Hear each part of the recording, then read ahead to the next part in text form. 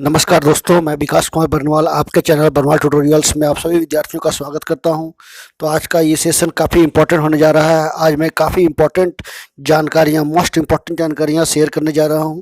बहुत सारी रिपोर्ट्स जो कि आंकड़े जो है मेरे पास हैं, मैं उसके माध्यम से आपको बहुत सारी जानकारियाँ देने जा रहा हूँ।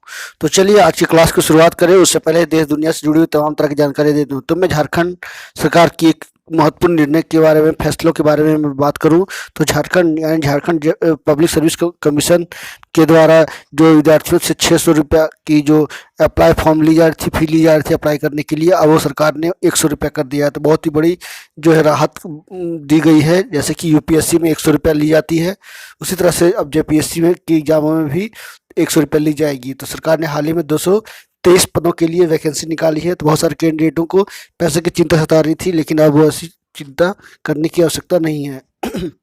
तो ये थी झारखंड से कुछ जुड़ी हुई। और झारखंड की एक और न्यूज़, झारखंड सरकार ने मॉडल टेस्ट पेपर जारी कर दिया है आईएससी का। तो आप वेबसाइट पर जाकर के झारखंड एकेडमिक काउंसिल की जाकर के देख सकते हो। तो सबसे मैं इम्पोर्टेंट बता दूं कि अयोध्या में जो राम मंदिर निर्माण हो रहा है, अभी तक जो है चंदा लगभग 1590 करोड़ रुपया मिल चुके हैं। और मैं काफ़ी इम्पोर्टेंट बताऊं कि हरियाणा के में जो है रोहतक में अखाड़ा एक गोलीकांड हुआ है, जो कि बीते शुक्रवार को यानी परसों ही हुआ है, जिसमें 2 लाख की आमदनी के लिए जो है 5 पहलवानों की हत्या कर दी गई है। और लगातार जो है सड़कों पे से शुरू होकर के झीलों तक पहुंच चुका है म्यांमार में लोगों का विरोध। सेना के खिलाफ जो है फ्लोटिंग प्रोटेस्ट जारी है म्यांमार में। तो चलिए, ये थी देश दुनिया से जुड़ी हुई तमाम तरह की जानकारियाँ। आज की क्लास में क्या है खास, तो फटाफट मैं बता दूं। सबसे पहले आज का इतिहास, रोज की तरह 5 प्रश्न, उसके जवाब और सवाल दोनों मिलेंगे आपको। उसका question of the day as a current affairs, प्रत्येक दिन काफ़ी इंपॉर्टेंट टॉपिक पर डिस्कशन की जाती है। ये काफ़ी इंपॉर्टेंट सेशन होता है। उसका थॉट्स ऑफ द डे, जो कि हमारे क्लास का गुरु है। और विज्ञान से जुड़े हुए 5 महत्वपूर्ण सवाल जो प्रत्येक दिन मैं लेकर आ रहा हूँ, काफ़ी इंपॉर्टेंट है रेलवे, एनटीपीसी और ग्रुप डी के लिए। तो जरूर देखें, एसएससी के लिए भी इम्पॉर्टेंट है। तो चलिए आज की क्लास की शुरुआत की जाए। तो सबसे पहले आज का इतिहास से शुरुआत करते हैं। आज ही के दिन वर्ष 1876 में अलेक्जेंडर ग्राहम बेल ने टेलीफोन के पेटेंट के लिए आवेदन किया। आज ही के दिन वर्ष 2005 में online video sharing platform YouTube की शुरुआत हुई, यानी आज यूट्यूब बना है 2005 में। मैं भी एक यूट्यूबर हूं। तो आज यूट्यूब का लगभग जो है देखा जाए तो 15 साल हो चुके हैं। तो आज ही के दिन वर्ष 2017 में भारत के जाने माने अर्थशास्त्री बीबी भट्टाचार्य का निधन हुआ। आज ही के दिन वर्ष 2007 में मध्य प्रदेश के 3 बार मुख्यमंत्री रहे श्यामाचरण शुक्ल का निधन हुआ। आज ही के दिन वर्ष 1556 में पंजाब के गुरदासपुर जिले के कलनानौर में अकबर का 14 वर्ष की उम्र में राज्याभिषेक हुआ। आज ही के दिन वर्ष 1779 में ब्रिटेन के मशहूर नाविक कैप्टन जेम्स कुक की हवाई द्वीप में हत्या कर दी गई। तो ये काफ़ी इंपॉर्टेंट सवाल था आज का इतिहास से जुड़ा हुआ। तो इसको आई होप इससे आपको काफ़ी कुछ सीखने को मिला होगा। मैं प्रतिदिन लेकर आ रहा हूँ, तो इसको आप काफ़ी सीरियस से देखें और लोगों को शेयर भी करें। मैं काफ़ी बार बार रिक्वेस्ट कर रहा हूँ कि आप जो भी आपके साथ जो भी स्टूडेंट्स है, फ्रेंड है, आप सबको शेयर जरूर करें, ताकि लोग जो है इसका लाभ उठा सके। तो चलिए आगे देखते हैं क्वेश्चन ऑफ द डे। काफ़ी इंपॉर्टेंट टॉपिक है आज। आत्मनिर्भर भारत की दिशा में अहम पहल करते हुए इसरो और माई मैप इंडिया, जो कि भारत की वह ऐप है, भारत सरकार की खुद की, मतलब राष्ट्र की, देश की है। सॉरी, भारत सरकार ने नहीं बनाया, बट हाँ निजी तौर पे देश में बनाया गया है। ने स्वदेशी मैपिंग और भू स्थानिक पोर्टल के लिए एक साथ आने की घोषणा की है। यानी अब जो है इसरो और माई मैप इंडिया के साझेदारी से जो है आप का मैपिंग जो है काफ़ी जो है अहम होने जा रहा है। माई मैप माई इंडिया के डिजिटल मैप और टेक्नोलॉजी को इस ग्रुप की सैटेलाइट तस्वीरों और उसके डाटा से मजबूत बनाया जाएगा। इसके जरिए पूरी तरह स्वदेशी मैपिंग पोर्टल, ऐप और जियो स्पेशियल सॉफ्टवेयर उपलब्ध होंगे। लोगों को गूगल मैप या गूगल अर्थ जैसी विदेशी सॉफ्टवेयर की जरूरत नहीं पड़ेगी। बिल्कुल होना भी चाहिए। जैसे चीन ने जो है पूरी विदेशी कंपनियों की यानी जो सॉफ्टवेयर हो, माइक्रो ब्लॉगिंग हो, सोशल साइट्स हो, सभी पर बैन कर दिया। हर खुद का जो है ऐप चलाता है। उसी तरह से भारत सरकार को भी ऐप कर देनी चाहिए और आत्मनिर्भर भारत अभियान को इससे बढ़ावा मिलेगा। भारतीय लोगों को, इंटरप्रेन्योर को रोजगार मिलने जा रही है लोगों को। तो जरूर है कि इस तरह का लगातार जो है भारत सरकार ध्यान लगाए हुए है। इसी तरह से मैं कू ऐप के बारे में आगे बताऊंगा। तो ये था आज का क्वेश्चन ऑफ द डे। तो आज का सवाल को तो चलिए जानते हैं थॉट्स ऑफ द डे। जिंदगी जीना आसान नहीं होता, बिना संघर्ष के कोई महान नहीं होता, जब तक न पड़े हथौड़े की चोट पत्थर भी भगवान नहीं होता। क्या बात है, किसी ने क्या खूब कहा है कि जिंदगी नहीं आसान होता, जिंदगी जीना आसान नहीं होता, बिना संघर्ष के कोई महान नहीं होता, जब तक ना पड़े हथौड़े की चोट पत्थर भी भगवान नहीं होता। बिल्कुल सही बात है। आप सामने में जीता जाता उदाहरण जैसे डॉक्टर एपीजे अब्दुल कलाम की बात कर लो, अर्थशास्त्री अमर्त्य सेन की बात कर लो, ये हमारे युवा जो हैं, जो हम लोग नेशनल यूथ डे मनाते हैं, राष्ट्रीय खेल दिवस मनाते हैं, सभी ने जो है काफ़ी संघर्ष किया है, तभी अपना जीवन में जो है अपनी बुलंदियों को छुआ, अपने सपनों को पूरा किया है। तो बहुत ज़रूरी है कि संघर्ष करते रहे जीवन में और अपना 100% देते रहें, आपको जब सफलता जरूर मिलेगी। तो चलिए आगे देखते हैं, क्वेश्चन करंट अफेयर्स की क्लास को शुरुआत करते हैं। तो फटाफट पेन पेंसिल कॉपी लेकर तैयार रहिए और आपको से फिर से रिक्वेस्ट करूँगा कि आप मेरे चैनल पर नए हो तो एक और जरूर सब्सक्राइब कर ले, बेल आइकन प्रेस कर दे ताकि ऑल काइंड्स ऑफ नोटिफिकेशन सबसे पहले पहुँच सके। सो चलिए स्टार्ट करते हैं आज का पहला सवाल। तो फटाफट बी रेडी। चीन ने बीबीसी वर्ल्ड न्यूज पर प्रतिबंध लगा दिया है। तो ये बहुत बड़ा फैसला चीन के द्वारा ली गई है। चीन ने आक्रामक रवैया अपनाते हुए जो है बीबीसी न्यूज पर बैन लगा दिया, क्योंकि बीबीसी न्यूज ने चीन के जो भी करतूत हो रहे हैं भारत के खिलाफ और विश्व के खिलाफ, उसको दिखाने की कोशिश की है। इसी को देखते हुए चीन ने बीबीसी वर्ल्ड न्यूज पर प्रतिबंध लगा दिया है। आगे देखते हैं, असम में लोक कला नौगांव भौना समारोह प्रमुख केंद्र रहा है देश में। तो काफ़ी इम्पोर्टेंट है ये। इसमें जो है विशेष रूप से स्थानीय स्तर पे जो है ये काफ़ी फेमस है ये। इसमें राम सीता जी का एक तरह से क्या बोल रहे नाटक होता है, जिसमें रावण सभी जो है इसमें पार्टिसिपेट करते हैं। तो काफ़ी प्रसिद्ध है असम में ये लोक कला नौगांव भौना समारोह। काफ़ी इंपॉर्टेंट, इस तरह का सवाल अक्सर पूछे जा रहे हैं, तो जरूर इसको याद रखें। और अक्सर जो है हाल ही में इसको 2 दिन से मनाया जा रहा है, सेलिब्रेट किया जा रहा है। सड़कों पे आप देख सकते हो, वहाँ पे छोटे छोटे खेल के मैदान होते हैं या पब्लिक प्लेस पे जो है इस तरह का कार्यक्रम आयोजित किए जाते हैं और लोग जो है बड़े ही मज़े से इसका पे भाग लेते हैं, देखने को उमड़ जाते हैं।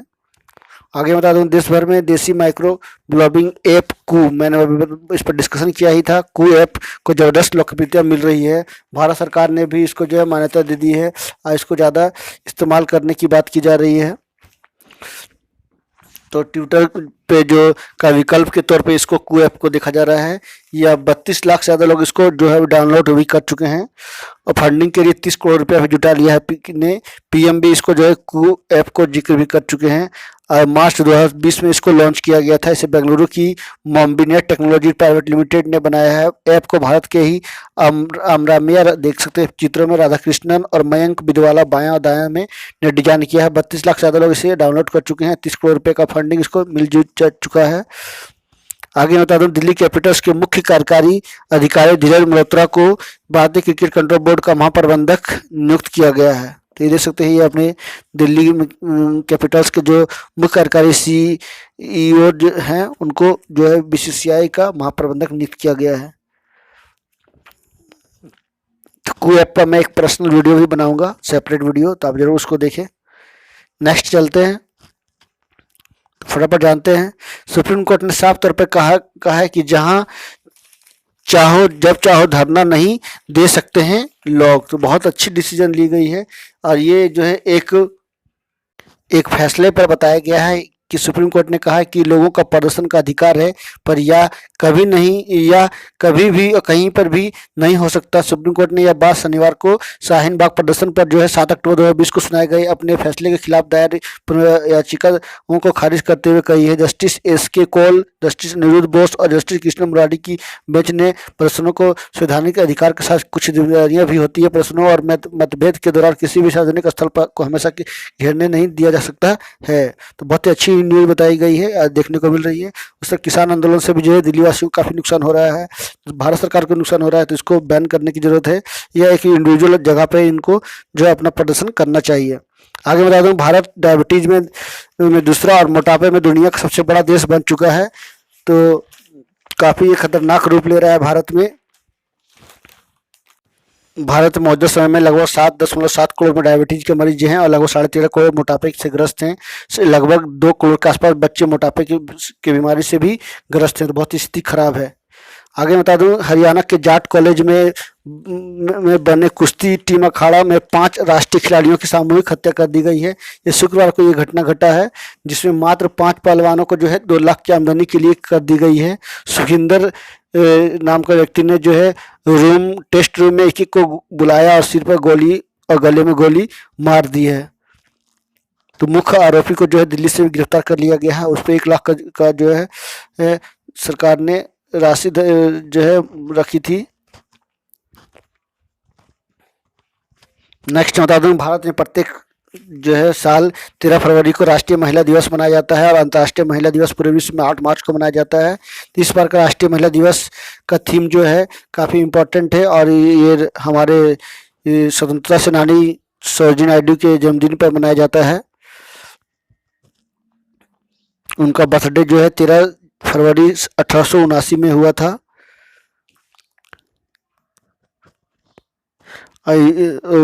इसको भारत सरकार द्वारा मनाया जाता है। तो ये भारत की पहली महिला इंडियन नेशनल कांग्रेस की अध्यक्ष भी रह चुकी हैं और पहली से गवर्नर भी हैं देश में किसी राज्य की। आगे बता दूं, असम सरकार ने हिमा दास को पुलिस उपाधीक्षक के रूप में नियुक्त किया है। तो वो जो है एक एथलीट हैं, धावक हैं।